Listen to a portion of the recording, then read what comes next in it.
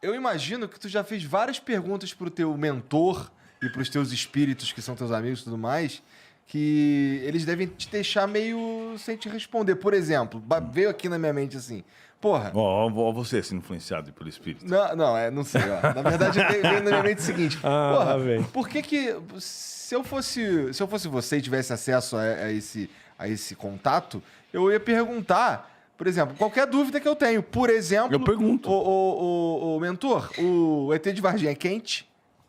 Tá ligado? Eu pergunto, mas aí tem duas classes, tem 3 tipos de resposta. Ele pode falar assim, ó, vou te contar o que aconteceu nesse caso do mendigo aí, mas você não fala pra ninguém. Aí ele me conta a história.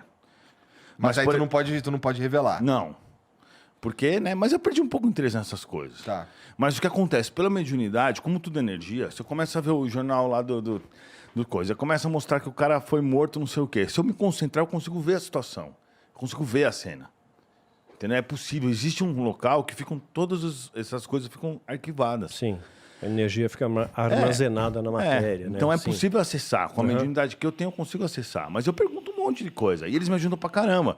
Por exemplo, um dia eu ia comprar um carro, tinha um branco e o preto. Ele falou assim, compra o preto. Eu falei, por quê? Ele falou, porque o branco, a forma como tá os átomos lá do motor, ele vai dar pau.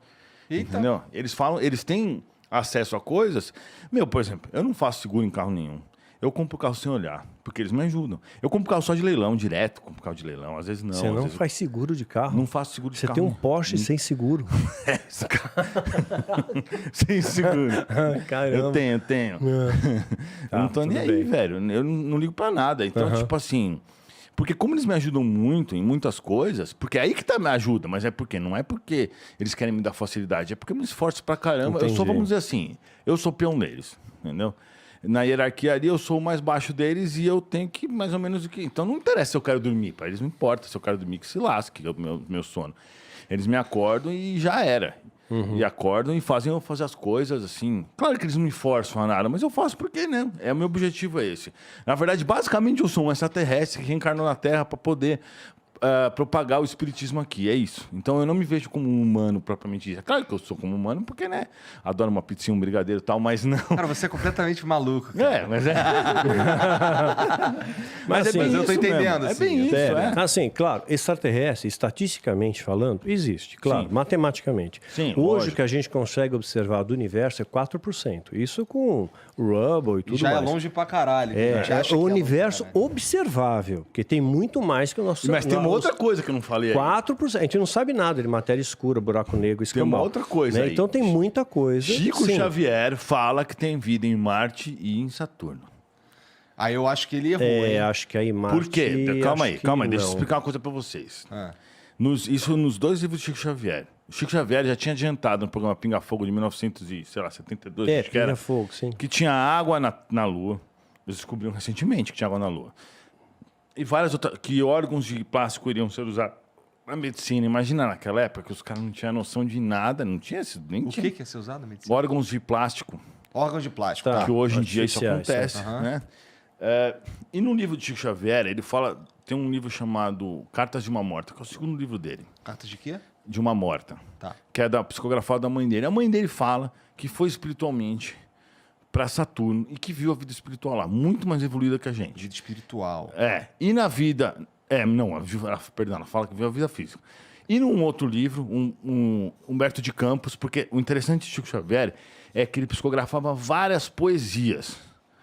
Muito igual a letra e o estilo dos caras que tinham feito. Tanto que um cara falou assim, se esse cara estiver escrevendo isso de punho próprio, ele não merece uma cadeira não sei, eu nem lembro o nome do órgão aí, no negócio de cultura, sei lá, ele merece 10. Porque, tipo assim, o cara ele psicografou mais de 400 livros, dentre eles vários de poesias, doou 100% dos recursos, e assim, incríveis, e foram feitos estudos sobre as cartas psicografadas dele.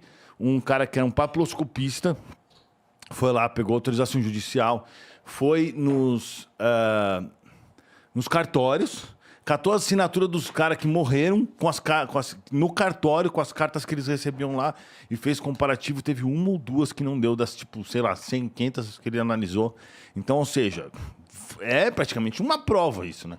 Um cara que é terceiro em outra época, catou as cartas psicografadas, foi até o cartório onde essas pessoas nasceram e comparou as assinaturas. Um especialista em assinaturas, que ele fez isso para descobrir, um cara de Londrina, inclusive.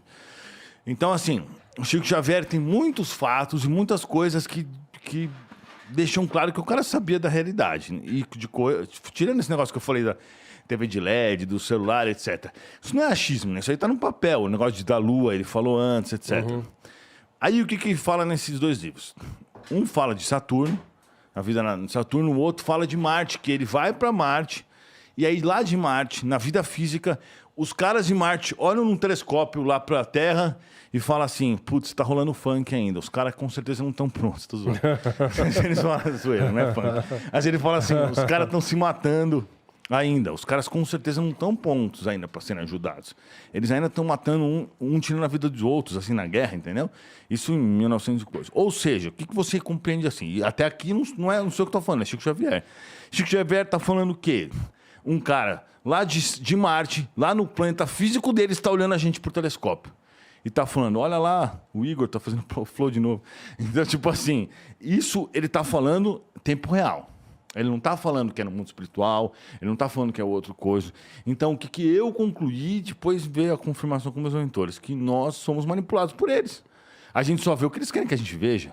Porque se os caras têm acesso à tecnologia, por exemplo, de vir até aqui numa nave, fazer curva ignorando totalmente a força da gravidade, ponto G, qualquer porcaria, a diferença de atmosfera, tudo. Os caras ignoram todas as leis que a gente conhece como as leis que seriam muito complicadas de serem quebradas por conta da...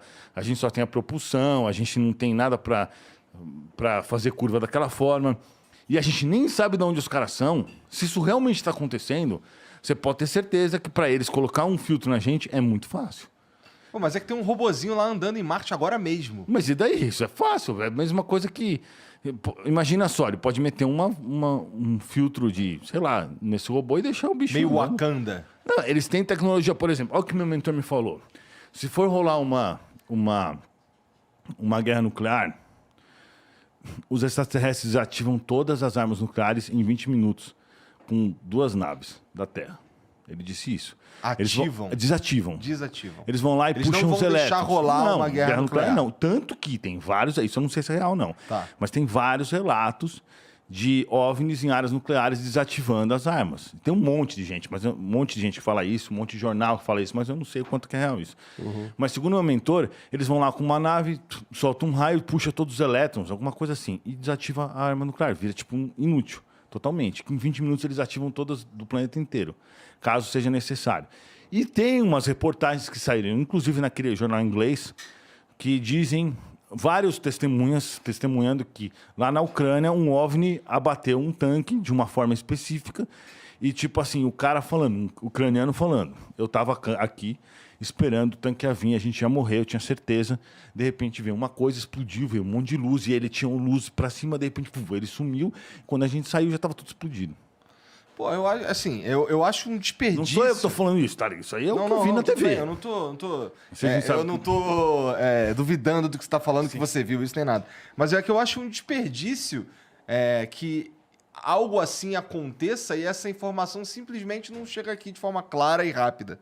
Sobre esse lance, esse caso específico. Sim, mas aí... Porque, tipo, se a gente tá falando da guerra da Ucrânia, a gente tá falando de agora. Sim, de agora. Né? Não, inclusive, o interessante, tem uma foto, né? E tem o depoimento do pai do cara também. Então você fica se perguntando, para que o cara ia fazer isso? Sei lá, né? Ele pode ser maluco. Pode ser maluco, mas os dois, mas os outros também.